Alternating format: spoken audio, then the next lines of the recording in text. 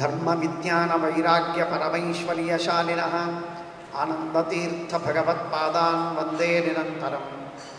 M ಪ್ರವ್ರಜಂತಮನುಪೇತವಪೇತಕೃತ್ಯಂ ದ್ವೈಪಾಯನೋ ವಿರಹಕಾತನ ಆಜುಹಾವ ಪುತ್ರೇತಿ ತನ್ಮಯತಯಾ ತರವೋಪಿ ನೇದುಃ ತಂ ಸರ್ವಭೂತಹೃದಯಂ ಮುನಿಮಾನತೋಸ್ಮಿ.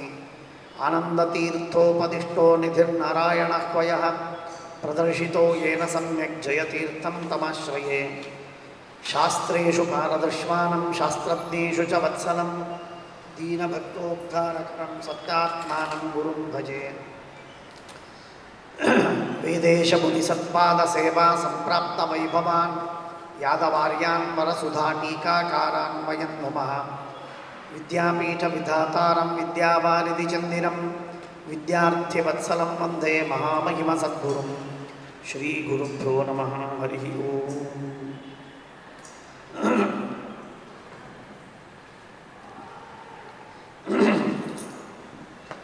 ತತ್ತಮೋಷಾತ್ ಸಾತ್ವಿಕಂಶಃ ಮನ ಆದ್ಯ ಪ್ರಕೀರ್ತಿತಾಃ.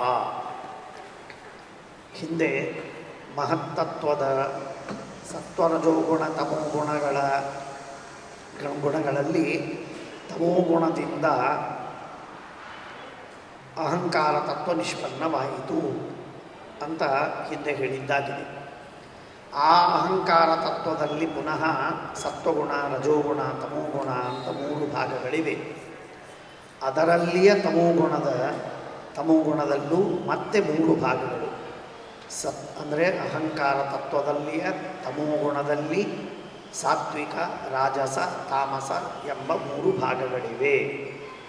ಆ ಅಹಂಕಾರದ ತಮೋಗುಣದಲ್ಲಿಯ ಸಾತ್ವಿಕ ರಾಜಸ ತಾಮಸ ಎಂಬ ಭಾಗಗಳಿಂದ ಮೊಟ್ಟ ಮೊದಲಿನ ಸಾತ್ವಿಕ ಏನೊಂದು ಅಂಶವಿದೆ, ಅದರಿಂದ ಮನಸ್ಸು ಹಾಗೂ ದೇವತೆಗಳ ದೇಹ ನಿಷ್ಪನ್ನವಾಗಿದೆ. ಅದಾದ ಮೇಲೆ ವೈಕಾರಿಕವಾದಂತಹ ರಜಸೋಷಸ್ತು ಇಂದ್ರಿಯಾಣಿ.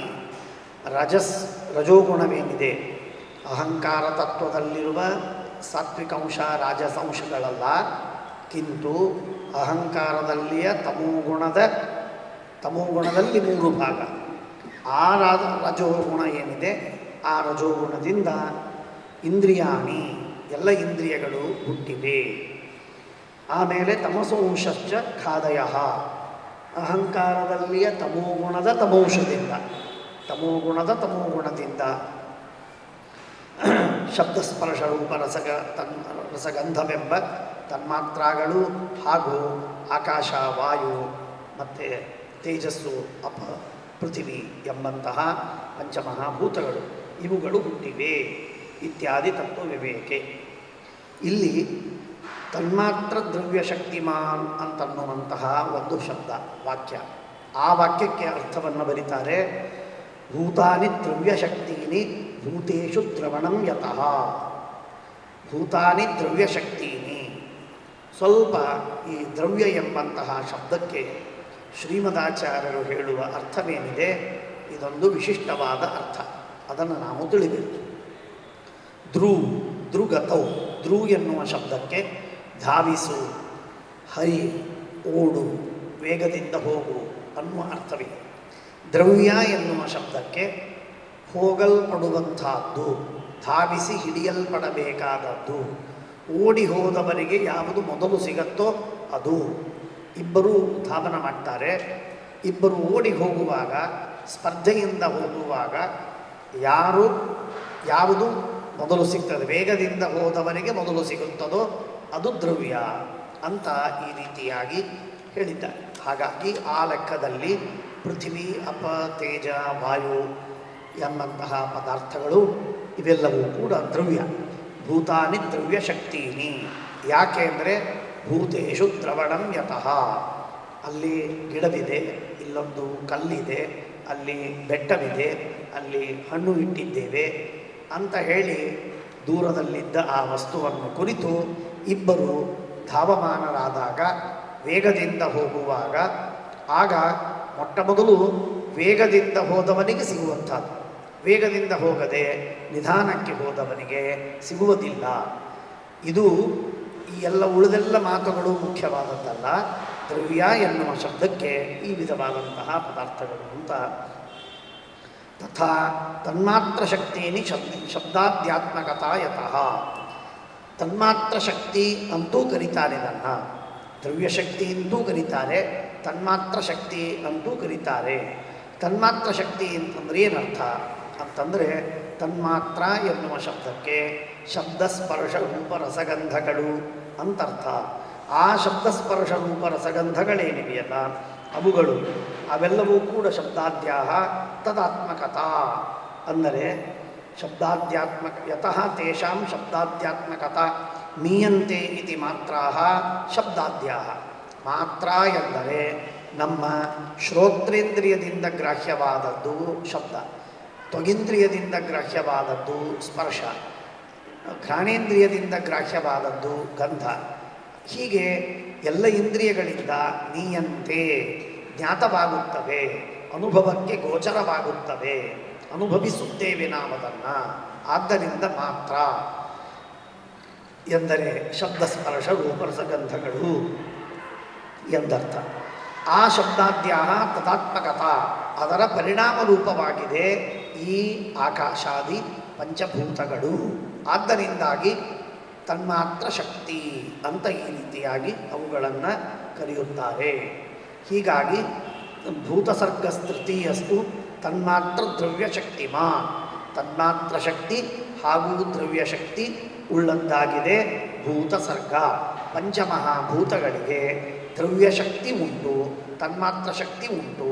ತನ್ಮಾತ್ರವೇ ಉಪಾದಾನ ಕಾರಣವಾಗಿ ಉಳ್ಳದ್ದು ಹಾಗೂ ಭೂತಗಳೇ ದ್ರವ್ಯವೇ ಉಪಾದಾನ ದ್ರವ್ಯ ರೂಪವಾದದ್ದು.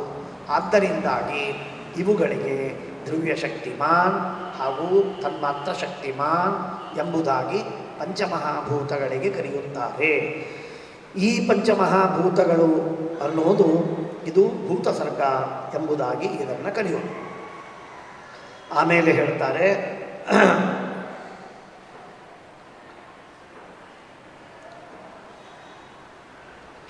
ಮುಂದೆ ದ್ರವ್ಯಜ್ಞಾನ ಕ್ರಿಯಾಲಯ ಅಂತ ಹೇಳಿದ್ದರಿಂದ ಶ್ರೀಮದಾಚಾರ್ಯರ ವ್ಯಾಖ್ಯಾನ, ಕ್ರಿಯಾಶಕ್ತೀನಿ ವಾಗಾದ್ಯಾನಿ ಇಂದ್ರಿಯಾಣಿ ಇತರಾಣಿ ತು ಜ್ಞಾನಶಕ್ತೀನಿ ಮನಸಾ ದೇವಾಶ್ಚ ಜ್ಞಾನಶಕ್ತಯ.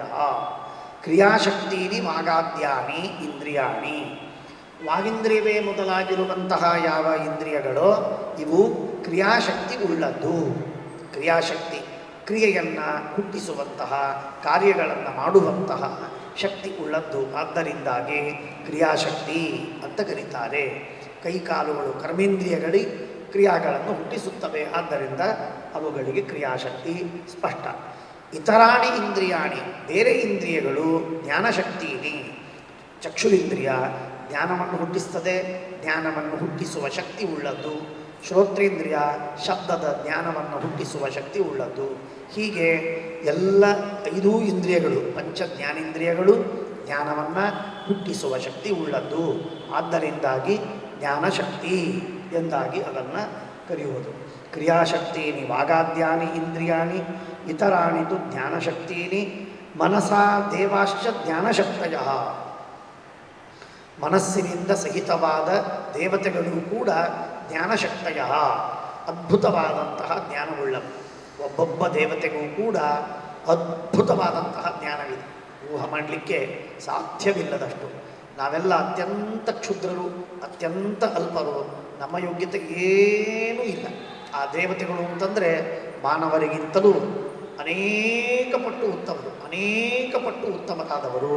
ಹಾಗಾಗಿ ಅದ್ಭುತವಾದಂತಹ ಭಗವಂತನ ಅಪರೋಕ್ಷ ಜ್ಞಾನ, ಶಾಸ್ತ್ರಗಳ ಜ್ಞಾನ ಹಾಗೂ ತಮ್ಮಿಂದ ನಿಯಮ್ಯವಾಗಿರುವ ಅಭಿಮನ್ಯಮಾನವಾದ ತತ್ವಗಳ ಜ್ಞಾನ ಅಲ್ಲದೆ ಸಮಸ್ತವಾದ ಪ್ರಪಂಚದ ಸಮಗ್ರವಾದ ಜಗತ್ತಿನ ಯಥಾಯೋಗ್ಯವಾದ ಜ್ಞಾನ. ಹೀಗೆ ಆ ಜ್ಞಾನವನ್ನು ಪಡೆದವರಾದ್ದರಿಂದಾಗಿ ವಾಗಾದ್ಯಾನಿ ಕರ್ಮೇಂದ್ರಿಯಾಣಿ ಕ್ರಿಯಾಚರಣ ಶಕ್ತೀನಿ ಕ್ರಿಯಾತ್ಮಕಾನಿ ಇತರಾಣಿ ಚಕ್ಷುರಾದಿ ಇಂದ್ರಿಯಾಣಿ ಅವು ಜ್ಞಾನಜರಣ ಶಕ್ತೀನಿ. ವೈಕಾರಿಕೋ ದೇವಸರ್ಗ ಅಂತ ಹೇಳಿದ್ದಾರೆ. ಮನಸ್ಸು ದೇವತೆಗಳು ಇವರೆಲ್ಲರೂ ಕೂಡ ಇಂದ್ರಿಯಾಭಿಮಾನಿ ದೇವತೆಗಳು ಜ್ಞಾನಶಕ್ತಯ ಅಂತಂದರೆ ಜ್ಞಾನಕ್ರಿಯಾತ್ಮಕ ಇತ್ಯಸ್ಯಾಪಿ ಅತ್ರ ಅನುವೃತ್ತಿಂ ಅಭಿಪ್ರೇತ್ಯ ತಾತ್ಪರ್ಯಮುಕ್ತಂ ಜ್ಞಾನಶಕ್ತಯ. ಜ್ಞಾನಶಕ್ತಿ ಅಂತಂದರೆ ದೇವತೆಗಳಿಗೆ ಜ್ಞಾನವನ್ನಷ್ಟೇ ಹುಟ್ಟಿಸುವ ಶಕ್ತಿ ಇದೆ ಅಂತಲ್ಲ. ಆ ದೇವತೆಗಳು ಯಾರು ಅಂತಂದರೆ ಇಂದ್ರಿಯಾಭಿಮಾನಿ ದೇವತೆಗಳವರೆಲ್ಲರೂ. ಆ ಎಲ್ಲರೂ ಇಂದ್ರಿಯಾಭಿಮಾನಿಗಳು ಅಂತಾದ ಮೇಲೆ ಕೆಲವರು ಕರ್ಮಜನನ ಶಕ್ತಿ ಉಳ್ಳವರೂ ಆಗಿದ್ದಾರೆ. ಆದ್ದರಿಂದ ಚ ಎಂಬ ಶಬ್ದದಿಂದಾಗಿ ಅಲ್ಲಿ ಕ್ರಿಯಾಜನನ ಶಕ್ತಿ ಉಳ್ಳವರೂ ಹೌದು, ಜ್ಞಾನಜನನ ಶಕ್ತಿ ಉಳ್ಳವರೂ ಹೌದು. ಜ್ಞಾನವನ್ನು ಹುಟ್ಟಿಸಿಕೊಡ್ತಾರೆ, ಕ್ರಿಯೆಯನ್ನು ಮಾಡಿಸಿಕೊಡ್ತಾರೆ. ಆದ್ದರಿಂದ ಎರಡೂ ವಿಧವಾದ ಶಕ್ತಿ ಉಳ್ಳವರಾಗಿದ್ದಾರೆ. ಹಾಗಾಗಿ ದ್ರವ್ಯಜ್ಞಾನ ಕ್ರಿಯಾದಯ ಅಂತನ್ನುವುದಾಗಿ ದೇವಾಹ ಸಾತ್ವಿಕ ಪರಿಕೀರ್ತಿತ ದೇವಜ್ಞಾನಶಕ್ತಿಯ ಏತೇಷಾಂ ಮೂಲಭೂತತ್ವಾತ್ ಅಹಂಕಾರಸ್ತ್ರಿಶಕ್ತಿವಾ. ಭಾಳ ಮಹತ್ವದ್ದು. ಏತೇಷಾಂ ಮೂಲಭೂತತ್ವಾತ್. ಏತೇಷಾಂ ಅಂದರೆ ದೇವತೆಗಳ ದೇಹ ಹಾಗೂ ಮನಸ್ಸು, ಇದು ಒಂದು. ಇನ್ನೊಂದು ಜ್ಞಾನೇಂದ್ರಿಯ ಕರ್ಮೇಂದ್ರಿಯ, ಇದು ಇನ್ನೊಂದು ಗುಂಪು. ತನ್ಮಾತ್ರ ಶಬ್ದಾದಿ ತನ್ಮಾತ್ರಗಳು ಮತ್ತು ಪಂಚಮಹಾಭೂತಗಳು ಇನ್ನೊಂದು ಗುಂಪು. ಹೀಗೆ ಎರಡು ದೇವತೆಗಳು ಹಾಗೂ ಮನಸ್ಸು ಇದು ಒಂದು. ಎರಡೂ ತರಹದ ಇಂದ್ರಿಯಗಳು ಒಂದು. ತನ್ಮಾತ್ರಗಳು ಮತ್ತು ಪಂಚಮಹಾಭೂತಗಳು ಒಂದು. ಈ ತರಹದ ಮೂರು ತರಹದ ಗುಂಪುಗಳೇನಿವೆ, ಮೂರು ತರಹದ ಗುಂಪುಗಳು ಅವುಗಳಿಗೆ ಮೂಲಭೂತವಾದದ್ದು ಅಹಂಕಾರ. ಆದ್ದರಿಂದ ಈ ಎಲ್ಲ ವಿಧವಾದಂತಹ ಪದಾರ್ಥಗಳು ಇವೇ ಇಡೀ ಜಗತ್ತನ್ನು ವ್ಯಾಪಿಸಿ ಇದ್ದದ್ದು. ಪಂಚಮಹಾಭೂತ, ಶಬ್ದಾದಿ ತನ್ಮಾತ್ರ ಹಾಗೂ ಜ್ಞಾನೇಂದ್ರಿಯ ಕರ್ಮೇಂದ್ರಿಯ ಬುದ್ಧಿ ಅಹಂಕಾರ ಜೊತೆಗೆ ಸೇರಿಸಿಕೊಳ್ಳಬೇಕು. ಜೊತೆಗೆ ಬುದ್ಧಿಪ್ರಾಣಗಳು, ಜೊತೆಗೆ ಮನಸ್ಸು ಹಾಗೂ ಎಲ್ಲ ದೇವತೆಗಳು, ಬ್ರಹ್ಮದೇವರು, ವಾಯುದೇವರು, ಸರಸ್ವತಿ, ಭಾರತಿ, ಶೇಷಗರುಡ, ರುದ್ರ ಬಿಟ್ಟರೆ ಎಲ್ಲ ದೇವತೆಗಳು ಕೂಡ ಅಹಂಕಾರ ತತ್ವದ ಏನೊಂದು ಭಾಗವೋ ಅಂತಹ ವೈಕಾರಿಕ ಅಹಂಕಾರ ತತ್ವದಿಂದ ಅವರು ದೇಹವನ್ನು ಪಡೆದಿದ್ದಾರೆ. ಆದ್ದರಿಂದ ಅಂಥ ದೊಡ್ಡದಾದಂತಹ ಅಹಂಕಾರ ತತ್ವಕ್ಕೆ ಅಭಿಮಾನಿಗಳಾದವರು ರುದ್ರದೇವರು ಎಂಬುದಾಗಿ ನಾವು ಸ್ಪಷ್ಟವಾಗಿ ತಿಳಿಬೇಕು. ಏತೇಷಾಂ ಮೂಲಭೂತತ್ವಾತ್ ಅಹಂಕಾರ ತ್ರಿಶಕ್ತಿಮಾ. ಮೂರೂ ಶಕ್ತಿಗಳು ಅಂದರೆ ದ್ರವ್ಯಶಕ್ತಿಯನ್ನು ಪಡೆದದ್ದು ಅಹಂಕಾರ, ತನ್ಮಾತ್ರಾ ಶಕ್ತಿಯನ್ನು ಪಡೆದದ್ದು ಅಹಂಕಾರ, ಅವೆರಡೂ ಕೂಡಿ ಬಂದು ಜ್ಞಾನಕ್ರಿಯಾಶಕ್ತಿಗಳನ್ನು ಪಡೆದದ್ದು ಅಹಂಕಾರ. ಹಾಗಾಗಿ ಈ ಎಲ್ಲ ಶಕ್ತಿಗಳನ್ನು ಪಡೆದಂತಹ ದ್ರವ್ಯಶಕ್ತಿ, ಕ್ರಿಯಾಶಕ್ತಿ ಮತ್ತು ಜ್ಞಾನಶಕ್ತಿ ಎಂಬ ಮೂರು ವಿಧವಾದ ಶಕ್ತಿಗಳು.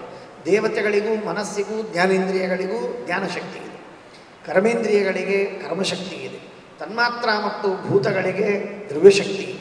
ಈ ವಿಧವಾದ ಮೂರು ಶಕ್ತಿಗಳಿಗೂ ಮೂಲ ಕಾರಣವಾದದ್ದು ಅಹಂಕಾರ ತತ್ವ. ಆದ್ದರಿಂದ ತ್ರಿಶಕ್ತಿಮಾನ್, ಮೂರು ವಿಧವಾದ ಶಕ್ತಿ ಉಳ್ಳದ್ದು. ಇಷ್ಟು ಹೇಳಿ ಮಾನುಷಾಪೇಕ್ಷೆಯ ದೇವಾ ಸಾತ್ವಿಕ ಪರಿಕೀರ್ತಿತಾ. ಮನುಷ್ಯರಿಗಿಂತಲೂ ದೇವತೆಗಳು ತುಂಬ ಅಧಿಕವಾಗಿ ಸಾತ್ವಿಕರಾಗಿದ್ದಾರೆ, ಭಾರೀ ಅಧಿಕವಾಗಿ ಸಾತ್ವಿಕರು. ತತ್ರಾಪಿ ಸಾತ್ವಿಕಾ ಪ್ರೋಕ್ತಾ ತಾತ್ವಿಕಾ ಯಾಸ್ತು ದೇವತಾ. ತಾತ್ವಿಕ ದೇವತೆಗಳು ಅಂತ ಯಾರಿದ್ದಾರೆ? ತತ್ವಾಭಿಮಾನಿಗಳಾದ ದೇವತೆಗಳು. ಎಲ್ಲ ದೇವತೆಗಳು ತತ್ವಾಭಿಮಾನಿಗಳೇನಲ್ಲ, ಕೋಟಿ ಕೋಟಿ ಸಂಖ್ಯೆಯ ದೇವತೆಗಳಿದ್ದಾರೆ. ಅವರೆಲ್ಲರೂ ಕೂಡ ತತ್ವಾಭಿಮಾನಿ ದೇವತೆಗಳೇನಲ್ಲ. ಆದ್ದರಿಂದ ಅದಕ್ಕಾಗಿ ಹೇಳ್ತಾರೆ ತಾತ್ವಿಕವಾದ ದೇವತೆಗಳು ಮಾತ್ರ ಈ ದೇವತೆಗಳಿಗಿಂತಲೂ ಉತ್ತಮರಾದರು.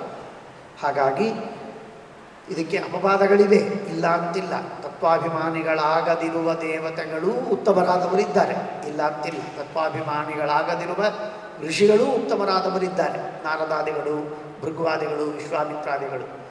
ಆದರೆ ಸ್ಥೂಲವಾಗಿ ಆಗದಿರುವ ದೇವತೆಗಳಿಗಿಂತ ತತ್ವಾಭಿಮಾನಿಗಳಾದ ದೇವತೆಗಳು ಉತ್ತಮರು.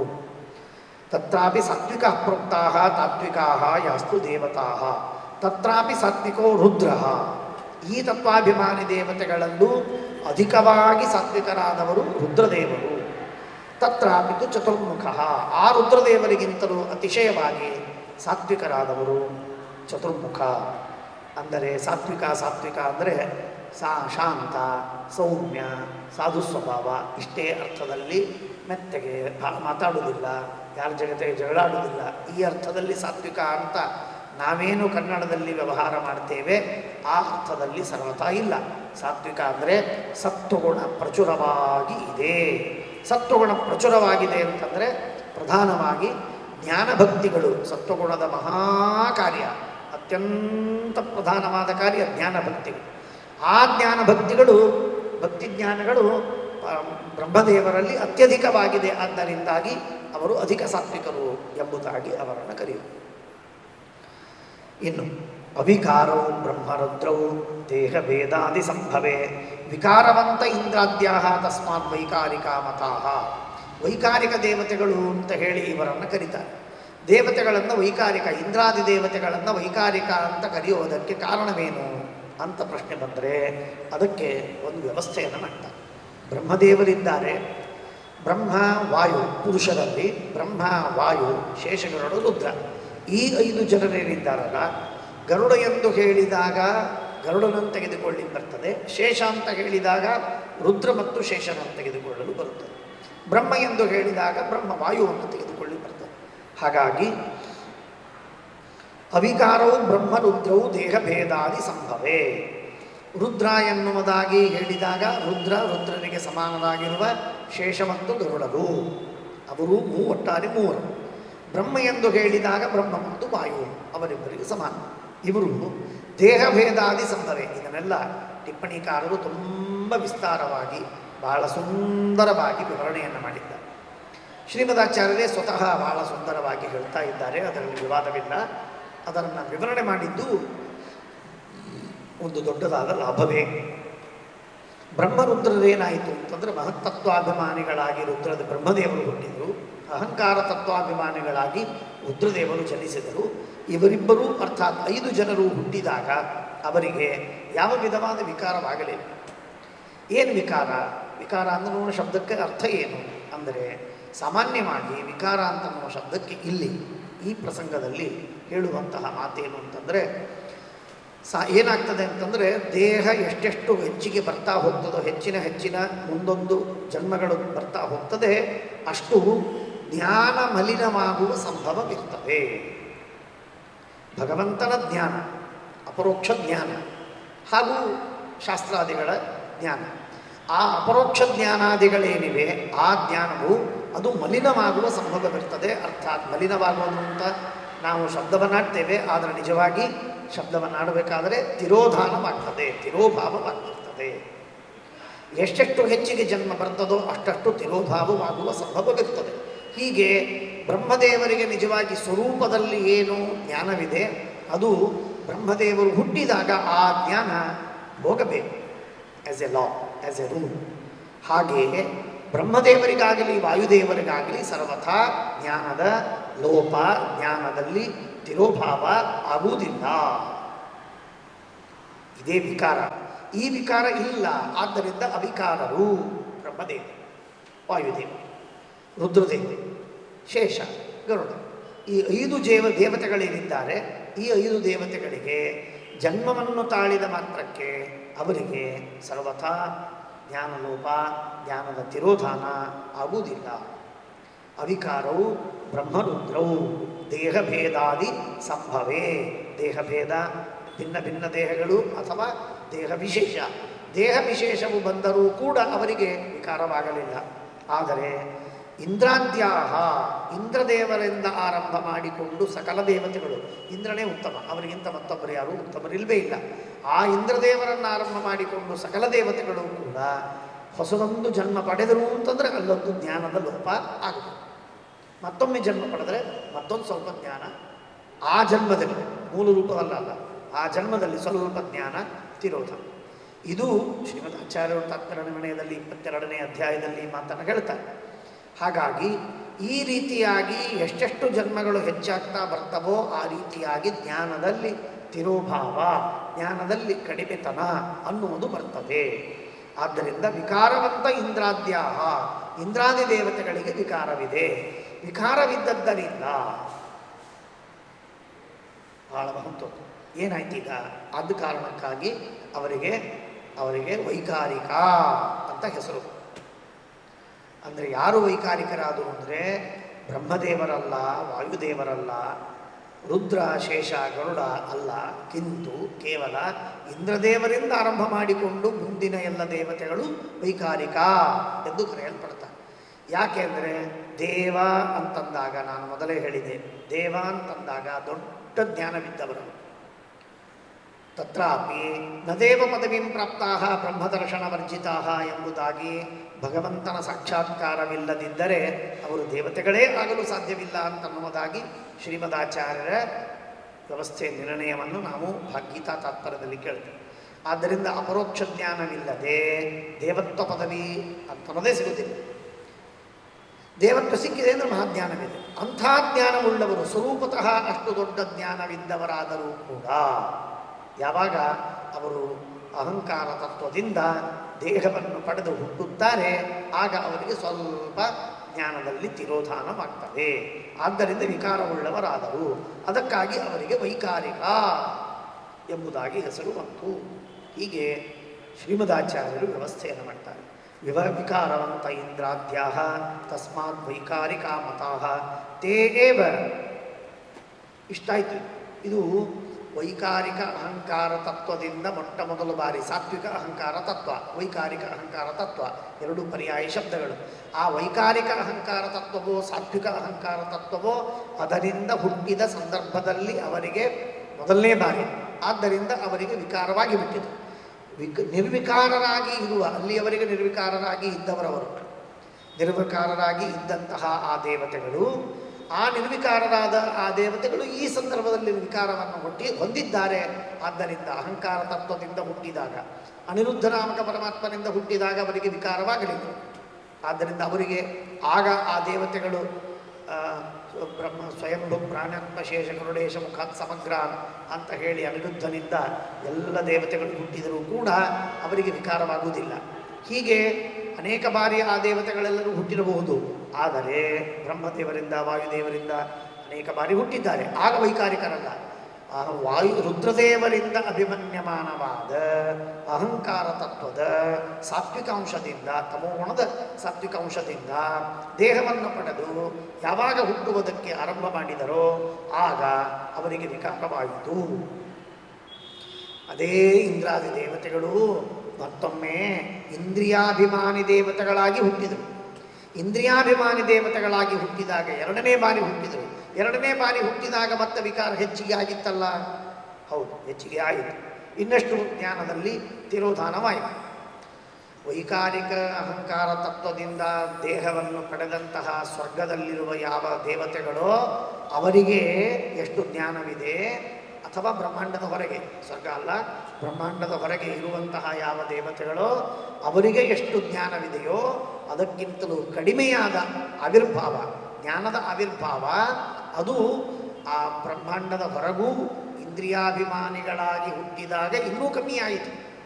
ಹಾಗಾದರೆ ಅವ್ರಿಗೆ ಯಾಕೆ ವೈಕಾರಿಕ ಅಂತ ಕರೆಯುವುದಿಲ್ಲ, ತೈಜಸ ಅಂತ ಯಾಕೆ ಕರಿತೀರಿ ಅಂತ ಕೇಳಿದರೆ ಅದಕ್ಕೆ ಹೇಳ್ತಾರೆ, ತೇ ಏವ ಇಂದ್ರಿಯ ರೂಪೇಣ ಯತಸ್ತು ಅತಿವಿಕಾರಿಣ. ಜಾಸ್ತಿ ವಿಕಾರವುಳ್ಳವರವರು, ಬಹಳ ವಿಕಾರವುಳ್ಳವರು. ಮೊದಲು ಬಾರಿ ವಿಕಾರವಾದಾಗ ಅವರಿಗೆ ವೈಕಾರಿಕ ಅಂತ ಕರೆದರು. ಎರಡನೇ ಬಾರಿ ಜಾಸ್ತಿ ವಿಕಾರವಾಯಿತು, ಆದ್ದರಿಂದ ಆಗೇನವರಿಗೆ ವೈಕಾರಿಕ ಅಂತ ಕರೆಯಲು ಹೋಗಲಿಲ್ಲ. ಅರೆ, ಸ್ವಲ್ಪ ವಿಕಾರವಾದಾಗ ವೈಕಾರಿಕ ಅಂತ ಕರೆದ್ರಿ, ಮುಂದೆ ಅತಿ ವಿಕಾರವಾದಾಗ ವೈಕಾರಿಕ ಅಂತ ಕರಲಿಲ್ಲ. ಇದೇನಿದು, ಎಲ್ಲಿ ನ್ಯಾಯ ಅಂತ ಕೇಳಿದರೆ ಅದಕ್ಕಾಗಿ ಹೇಳುತ್ತಾರೆ, ಸಾಮಾನ್ಯವಾಗಿ ನಾನು ಅದಕ್ಕೆ ದೃಷ್ಟಾಂತ ಕೊಡ್ತಿರ್ತೇನೆ. ಮೊದಲನೇ ಮಡಿಯಲ್ಲಿರ್ತಾನೆ, ಸ್ನಾನ ಮಾಡಿಕೊಂಡು, ನದಿ ಸ್ನಾನವೋ ಬಾವಿ ಸ್ನಾನ ಮಾಡಿಕೊಂಡು ಶುದ್ಧವಾಗಿ ಮಡಿಯಲ್ಲಿ ಬಂದಿರ್ತಾನೆ. ಆಗ ಯಾರೋ ಒಬ್ಬನು ಮೈಲಿಗೆಯವನು ಬಂದು ಮುಟ್ತಾನೆ, ಮುಟ್ಟಿದಾಗ ಮೈಲಿಗೆ ಆದವು ಅಂತಂತಾರೆ.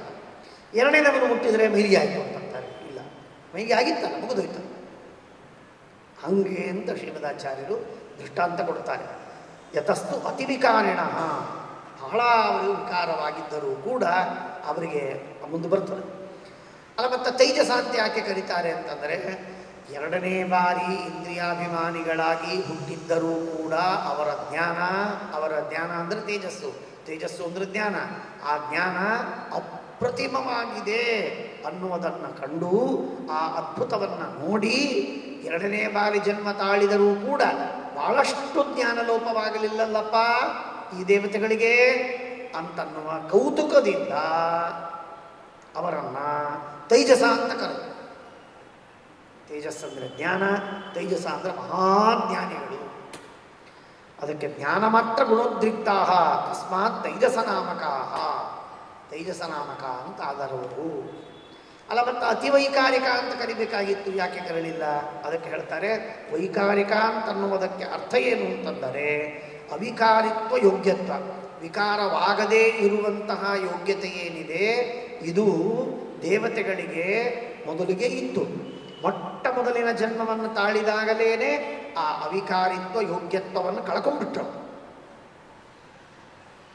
ಮಹಾಜ್ಞಾನವನ್ನು ಪಡೆದು ಅವಿಕಾರಿಗಳಾಗಿ ಏನು ಇರುವಂತಹ ಒಂದು ಅವಸ್ಥೆ ಇತ್ತೋ ಆ ಅವಿಕಾರಿತ್ವ ಯೋಗ್ಯತ್ವ ಅಂತನ್ನೋದು ಅದನ್ನು ಕಳೆದುಕೊಂಡರು. ಯಾವಾಗ? ಮೊಟ್ಟ ಮೊದಲಿನ ಜನ್ಮದಲ್ಲೇ. ಏವಂಚ ವೈಕಾರಿಕ ಎಂಬ ಶಬ್ದಕ್ಕೆ ಪ್ರವೃತ್ತಿ ನಿಮಿತ್ತವಾದದ್ದೇನು ಅಂತ ಕೇಳಿದರೆ ಅವಿಕಾರಿತ್ವ ಯೋಗ್ಯತ್ವ ನಿವೃತ್ತಿ ಸಾಧನ ಜನ್ಮವತ್ವಂ. ಅವಿಕಾರಿತ್ವ ಯೋಗ್ಯತ್ವ ನಿವೃತ್ತಿ ಸಾಧನ ಜನ್ಮವತ್ವ ಅಂತನ್ನೋದು ಇದು ಮೊಟ್ಟ ಮೊದಲಿನ ಬಾರಿ ಬಂತೇ ಹೊರತು ಎರಡನೇ ಬಾರಿ ಬರುವುದಿಲ್ಲ. ಆದ್ದರಿಂದ ಅವಿಕಾರಿತ್ವ ಯೋಗ್ಯತ್ವಂ ನಿವೃತ್ತಂ ಹಿ ಇಂದ್ರಿಯೇಷು. ಅವರಿಗೆ ಯೋಗ್ಯತ್ವನೇ ಇಲ್ಲ. ಅವರಿಗೆ ಇಂದ್ರಿಯಾಭಿಮಾನಿಗಳಾಗಿ ಆ ಇಂದ್ರಾದಿ ದೇವತೆಗಳು ಹುಟ್ಟುವಾಗ ಅವಿಕಾರಿತ್ವ ಯೋಗ್ಯತ್ವನೇ ಇರಲಿಲ್ಲ. ವೈಕಾರಿಕತ್ವ ನಾಮಾಪಿ ತತಸ್ತೇಷಾಂ ನ ವಿದ್ಯತೆ. ಆದ್ದರಿಂದ ಅವರಿಗೆ ವೈಕಾರಿಕ ಎಂಬಂತಹ ಹೆಸರು ಅವರಿಗೆ ಬರುವುದಿಲ್ಲ. ಅಲ್ಲರಿ, ಏನಿದ್ರೇನು? ಅದಕ್ಕೊಂದು ದೃಷ್ಟಾಂತ ಕೊಡ್ತಾರೆ ಶ್ರೀಮದಾಚಾರ್ಯರು. ಅವರು ಇಷ್ಟು ಅವರು ವಿಕಾರವನ್ನು ಹೊಂದಿ ಭಾಳಷ್ಟು ಅವರಿಗೆ ಜ್ಞಾನದ ಲೋಪ ಆದ ಮೇಲೆ ಮತ್ತೆ ಯಾಕೆ ಕರಿಬಾರದು ಅಂತ ಕೇಳಿದರೆ, ಬ್ರಾಹ್ಮಣರ ಮನೆತನದಲ್ಲಿ ಓದದಿದ್ದರೆ ಮೂರ್ಖ ಅಂತ ಕರೀತಾರೆ ಹೊರತು ದಡ್ಡರ ಮನೆಯಲ್ಲೇ ಹುಟ್ಟಿ ಯಾವುದೋ ಏನೂ ಜ್ಞಾನವಿಲ್ಲದ ಮನೆಯಲ್ಲಿ ಮನೆತನದಲ್ಲಿ ಹುಟ್ಟಿದರೆ ಅವನಿಗೆ ಯಾರೂ ಮೂರ್ಖ ಅಂತ ಕರೆಯೋದಿಲ್ಲ. ಯಾಕೆ ಕರೆಯೋದಿಲ್ಲ ಅಂದರೆ ಅವನು ಓದಬೇಕಾದ ಅಗತ್ಯವೇ ಇಲ್ಲ.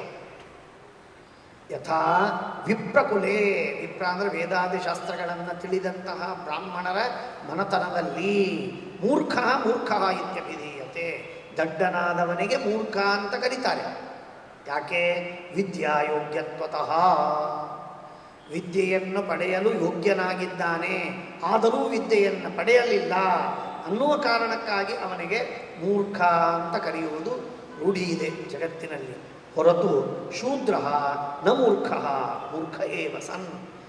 ಅಜ್ಞಾನಿಯಾಗಿದ್ದರೂ ಕೂಡ ಬ್ರಾಹ್ಮಣನಲ್ಲದವ, ಓದಿನ ಜ್ಞಾನದ ಮನೆತನದಲ್ಲಿ ಬರದಿದ್ದಂತಹ ವ್ಯಕ್ತಿ ಓದದಿದ್ದರೂ ದಡ್ಡನಾಗಿದ್ದರೂ ಮೂರ್ಖ ಅಂತ ಕರೆಯೋದಿಲ್ಲ. ಯಾಕೆಂದರೆ ಅವರ ಪರಂಪರೆಯಲ್ಲಿ ಯಾರೂ ಓದಿಲ್ಲ, ಅವನು ಓದಬೇಕಾದ ಅಗತ್ಯವೂ ಇಲ್ಲ, ಎಕ್ಸ್ಪೆಕ್ಟೇಷನ್ನೂ ಇಲ್ಲ. ಆದ್ದರಿಂದ ಅವನು ಓದದೇ ಇದ್ದರೂ ಚಿಂತೆ ಇಲ್ಲ, ಅವನನ್ನು ಮೂರ್ಖ ಅಂತ ಕರೆಯೋದಿಲ್ಲ ಅನ್ನುವಂತೆ ಅಲ್ಲಿ ವ್ಯವಸ್ಥೆ. ಅದಕ್ಕಾಗಿ ಹೇಳ್ತಾರೆ, ಯಥಾ ವಿಪ್ರಕುಲೆ ಮೂರ್ಖ ಇತ್ಯಭಿಧೀಯತೆ ವಿದ್ಯಾಯೋಗ್ಯತ್ವತಃ ಶೂದ್ರ ನ ಮೂರ್ಖ ಏವ ಸನ್. ಆದ್ದರಿಂದ ಹಾಗೆ ಅವಿಕಾರಿತ್ವ ಯೋಗ್ಯತ್ವವನ್ನು ಕಳೆದುಕೊಂಡರೂ ಮೊಟ್ಟ ಮೊದಲಿನ ಜನ್ಮದಲ್ಲಿ ಅವಿಕಾರಿತ್ವ ಯೋಗ್ಯತ್ವ ಆಗಲೇ ಹೋಗಿಬಿಟ್ಟಿತು. ಅಂದಮೇಲೆ ಎರಡನೇ ಜನ್ಮದಲ್ಲಿ ಅವರಿಗೆ ಅವಿಕಾರಿತ್ವ ಯೋಗ್ಯತ್ವವೇ ಉಳಿದಿಲ್ಲ. ಅದನ್ನು ನಿವೃತ್ತಿ ಮಾಡುವ ಜನ್ಮವು ಅವರಿಗೆ ಆದಾಗ ಅವರಿಗೆ ಬರಲೇ ಇಲ್ಲ. ಆದ್ದರಿಂದಾಗಿ ಅವರಿಗೆ ವೈಕಾರಿಕ ಅಂತ ಹೆಸರಲ್ಲ, ಕಿಂತು ತೈಜಸ ಅಂತ ಹೆಸರು. ಭಾರೀ ದೊಡ್ಡ ಜ್ಞಾನವಿದ್ದದ್ದರಿಂದ ಕೌತುಕದಿಂದ ಅವರನ್ನು ತೈಜಸ ಅಂತ ಕರೆದರು. ತಾಮಸಾನಿ ಭೂತಾನಿ ಕಿಂಚಿತ್ ವ್ಯವಹಿತತ್ವ. ಇನ್ನು ತಾಮಸ ಅಹಂಕಾರ ಅಂತ ಹೇಳಿ ಕರೀತಾರೆ, ತಾಮಸ ಅಭಿಮಾನಿ ದೇವತೆಗಳು ಅಂತ ಕರೀತಾರೆ. ಯಾಕೆ ಅಂತಂದರೆ ಪಂಚಮಹಾಭೂತ ಅಭಿಮಾನಿಗಳಾಗಿರುವಾಗ ಆ ದೇವತೆಗಳು ಜ್ಞಾನದ ಕೆಲಸವನ್ನು ಬಹಳವಾಗಿ ಮಾಡಬೇಕಾಗೇ ಇಲ್ಲ. ಜ್ಞಾನದ ಕೆಲಸ ಏನೂ ಇರುವುದಿಲ್ಲ. ಕಲ್ಲಿನಲ್ಲಿ ಇದ್ದ ದೇವತೆ ಏನು ಜ್ಞಾನದ ಕೆಲಸವನ್ನು ಮಾಡಬೇಕಾಗಿದೆ? ಚಕ್ಷುರಾದಿ ಇಂದ್ರಿಯಗಳಲ್ಲಿರುವ ದೇವತೆ ಜ್ಞಾನದ ಕೆಲಸವನ್ನು ಮಾಡಬೇಕಾಗಿದೆ. ಕಲ್ಲಿನಲ್ಲಿದ್ದ ದೇವತೆ, ನೀರಿನಲ್ಲಿದ್ದ ದೇವತೆ, ಬೆಂಕಿ, ಗಾಳಿ, ವಾಯುವಿನಲ್ಲಿ, ಆಕಾಶದಲ್ಲಿ ಇರುವ ದೇವತೆಗಳಿಗೆ ಜ್ಞಾನದ ಕೆಲಸವನ್ನೇನು ಮಾಡಬೇಕಾಗಿದೆ? ಏನೂ ಕೆಲಸ ಮಾಡಬೇಕಾಗಿಲ್ಲ, ಸುಮ್ಮನೆ ಬಿದ್ದಿದ್ದರೆ ಸಾಕು. ಜ್ಞಾನ ಇದೆ, ಆ ದೇವತೆಗಳಿಗೆ ಜ್ಞಾನವಿದೆ, ಆದರೆ ಅವರ ಕೆಲಸ ಏನಿಲ್ಲ. ಆದ್ದರಿಂದ ತಾಮಸಾನಿ ಭೂತಾನಿ ಕಿಂಚಿತ್ ವ್ಯವಹಿತತ್ವತಃ, ತತ್ವಗಳಿಂದ ಅವರು ವ್ಯವಹಿತರಾಗಿರ್ತಾರೆ. ಜ್ಞಾನ ಅದು ವ್ಯವಧಾನದಲ್ಲಿದೆ. ಆದ್ದರಿಂದ ಜ್ಞಾನಸ್ಯ ಕಿಂಚಿತ್ ವ್ಯವಹಿತತ್ವತಃ ಸುಷ್ಟದಭಿಮಾನ ದೇವತೆಗಳು ಬೇಕಾದಷ್ಟು ಜ್ಞಾನವಂತರು, ಅವರಿಗೆ ಜ್ಞಾನದ ಕಡಿಮೆ ಇಲ್ಲ. ಆಕಾಶಾಭಿಮಾನಿಯಾದ ಗಣಪತಿ ತಾಮಸ ದಡ್ಡ ಅಂತ ತಿಳಿಬೇಡಿ, ಅವನು ಮಹಾ ಸರ್ವಜ್ಞ. ಆದರೆ ಆಕಾಶದಲ್ಲಿ ಅಭಿಮಾನಿಯಾಗಿ ಇರುವಾಗ ಮಾಡಬೇಕಾದ ಕೆಲಸ ಬಹಳ ಇಲ್ಲ, ಜ್ಞಾನದ ಕೆಲಸ ಬಹಳ ಇಲ್ಲ. ಕೆಲಸ ಮಾಡಬೇಕಾದದ್ದೇನಿದೆಯೋ ಮಾಡ್ತಾನೆ ಅಷ್ಟೆ. ಹಾಗಾಗಿ ಹೀಗೆ ಧರಾದೇವಿ, ವರುಣ ಅಥವಾ ಅಗ್ನಿ, ಇಲ್ಲವೇ ಪ್ರಭವಾಯು ಮತ್ತು ಆಕಾಶಾಭಿಮಾನಿ ಗಣಪತಿ ಇವರೆಲ್ಲರೂ ಕೂಡ ಎಲ್ಲ ಭೂತಾಭಿಮಾನಿ ದೇವತೆಗಳು ಜ್ಞಾನದ ಕಾರ್ಯವನ್ನು ಹೆಚ್ಚು ಮಾಡುವುದಿಲ್ಲ, ಮಾಡಬೇಕಾದ ಅಗತ್ಯ ಇರುವುದಿಲ್ಲ. ಆದ್ದರಿಂದ ಅವರಿಗೆ ತಾಮಸ ಅಂತ ಕರೀತಾರೆ. ತಾಮಸಾನಿ ಭೂತಾನಿ ಕಿಂಚಿತ್ ವ್ಯವಹಿತತ್ವತಃ ಜ್ಞಾನಸ್ಯ. ಹೇಗೆ? ಸುಷ್ಠುಜ್ಞತ್ವೇಪಿ, ಸ್ವಯಂ ಅವರು ಚೆನ್ನಾಗಿ ಜ್ಞಾನವುಳ್ಳವರು, ಭಗವಂತನ ಮಹಾಜ್ಞಾನವನ್ನು ಪಡೆದಿದ್ದಾರೆ, ಅದರಲ್ಲೇನು ವಿವಾದವಿಲ್ಲ. ಆದರೆ ಆ ರೀತಿಯಾಗಿ ವ್ಯವಧಾನ ಬರ್ತದೆ. ಓ, ಹಾಗಾದರೆ ಎಲ್ಲ ದೇವತೆಗಳಿಗೂ ಕೂಡ ಈ ರೀತಿಯಾಗಿ ಜನ್ಮವನ್ನು ತಾಳಿದರೆ ಜ್ಞಾನದಲ್ಲಿ ವ್ಯವಧಾನ, ತಿರೋಭಾವ, ಹಾಗೆ ಹೀಗೆ ಅನ್ನುವುದುಂಟಾ? ಉಂಟು. ಹಾಗಾದರೆ ಯಾರಿಗೆ ಏನೂ ಆಗದಿದ್ದವರು ಯಾರು? ಪೂರ್ಣಜ್ಞಾನೋ ಹರಿಸ್ವಯಂ. ಭಗವಂತ ಮಾತ್ರ ಎಷ್ಟೇ ಜನ್ಮವನ್ನು ತಾಳಿ ಅನಂತ ಅನಂತ ರೂಪಗಳನ್ನು ತಾಳಿದರೂ ಪರಮಾತ್ಮನಿಗೆ ಮಾತ್ರ ಸರ್ವಥಾ ಜ್ಞಾನದಲ್ಲಿ ತಿರೋಧಾನ ಇತ್ಯಾದಿಗಳು ಸರ್ವಥಾ ಇರುವುದಿಲ್ಲ. ಭಗವಂತ ಪೂರ್ಣವಾದ ಜ್ಞಾನವುಳ್ಳವನು ಸರ್ವಕಾಲದಲ್ಲಿ ಅಂತನ್ನುವ ವ್ಯವಸ್ಥೆಯನ್ನು ಶ್ರೀಮದಾಚಾರ್ಯರು ಪ್ರಮಾಣಗಳನ್ನು ಉದಾಹರಿಸಿ ತಿಳಿಸ್ತಾರೆ. ಶ್ರೀಕೃಷ್ಣಾರ್ಪಣಮಸ್ತು.